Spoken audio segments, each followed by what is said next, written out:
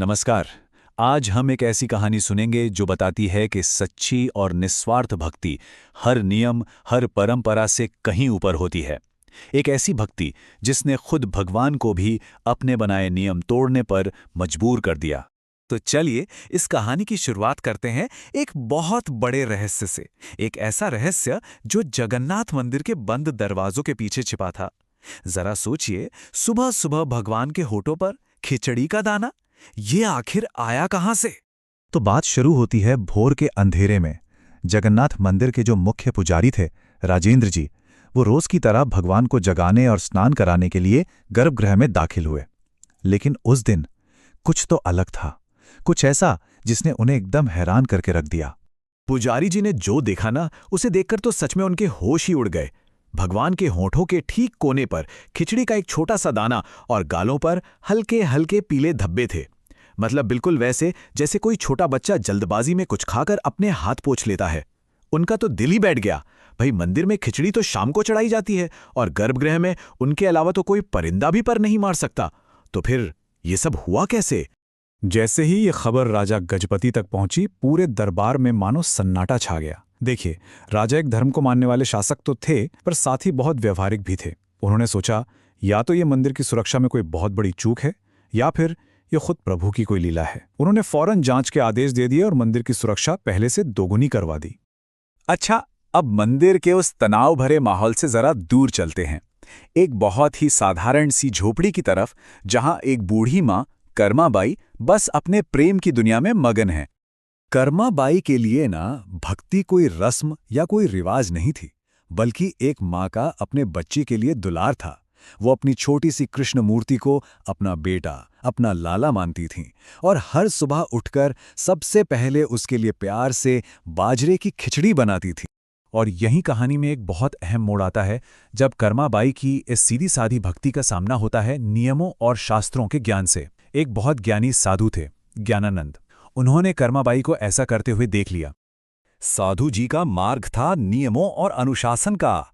उन्होंने कर्माबाई को डांटते हुए कहा, देवी, तुमने अभी तक स्नान भी नहीं किया और बिना नहाए भगवान का भोग बना रही हो।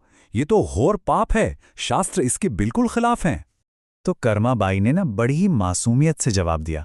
वो बोली, पर महात्मा जी, मेरा लाला तो सुबह सुबह भूखा हो जाता है। अब अगर मैं नहाने धोने और पूजा पाठ में लग जाऊंगी तो उसे भोग मिलने में तो देर हो जाएगी ना। उनकी आंखों में किसी शास्त्र या नियम का डर नहीं था, बस अपने लाला की भूख की चिंता थी। उधर मंदिर में ये रहस्य और भी गहरा गया। राजा की पूरी सेना, उनके सबसे भरोसेमंद लोग पहरे पर थे, लेकिन फिर भी सुबह भगवान की मूर्ति पर खिचड़ी के ताजे दाग मौजूद थे। अब ये बात साफ हो रही थी कि ये किसी इंसान का काम तो बिल्कुल नहीं है। इस रहस्य का जवाब किसी जांच से नहीं मिला, बल्कि इसका जवाब देने के लिए खुद भगवान जगन्नाथ राजा के सपने में आए। राजा गजपति ने सपने में देखा कि भगवान जगन्नाथ का चेहरा उतरा हुआ है। भगवान ने कहा, राजा, पुरी में मेरी एक माँ रहती है, कर्मा। मुझे उसके हाथ की खिचड़ी खाए बिना चैन ही नहीं मिलता। भगवान ने एक बच्चे की तरह शिकायत करते हुए आगे कहा, किसी ज्ञानी ने उसे नियमों में उलझा दिया है। अब वो पहले स्नान ध्यान करती है, फिर भोग बनाती है, और इधर भूख के मारे मेरा तो बुरा हाल हो जाता है। और इस तरह भगवान ने खुद ही उस पूरे रहस्य से पर्दा उठा दिया। उन्होंने बताया कि कर्मा का भोग खाकर उन्हें जल्दी से मंदिर पहुंचना पड़ता है, और बस इसी जल्दबाजी में उनके चेहरे पर खिचड़ी के निशान रह जाते हैं।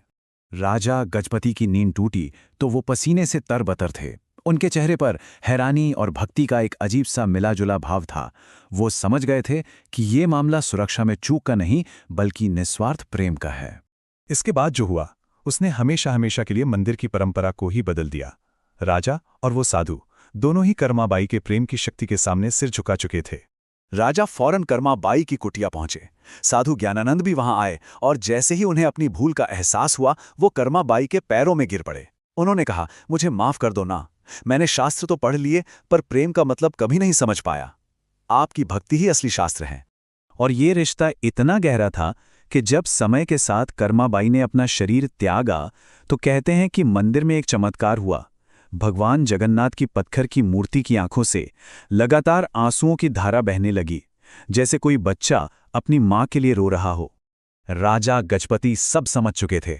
उन्होंने पूरे राज्य के सामने ऐलान किया, आज से भगवान जगन्नाथ को चढ़ाए जाने वाले 56 भोग से भी पहले दिन का सबसे पहला भोग मां कर्माबाई की बाजरे की खिचड़ी का लगेगा। और इस एक फरमान ने कर्माबाई के प्रेम को हमेशा के लिए अमर कर दिया। तो इस कहानी से जो सबसे अहम बात सामने आती है वो यही है कि सच्ची भक्ति किसी नियम या किसी रीति रिवाज की मोहताज नहीं होती। भगवान सिर्फ और सिर्फ प्रेम की भाषा समझते हैं। तो अब एक सवाल, कर्माबाई ने भगवान को सबसे पहले किस चीज का भोग लगाया था? अपना जवाब हमें बताइएगा और ये जरूर सोचिएगा कि हमारी भक्ति भी कहीं नियमों में तो नहीं उलझी है या कर्माबाई की तरह दिल से सीधी जुड़ी है। अगली बार तक के लिए नमस्कार।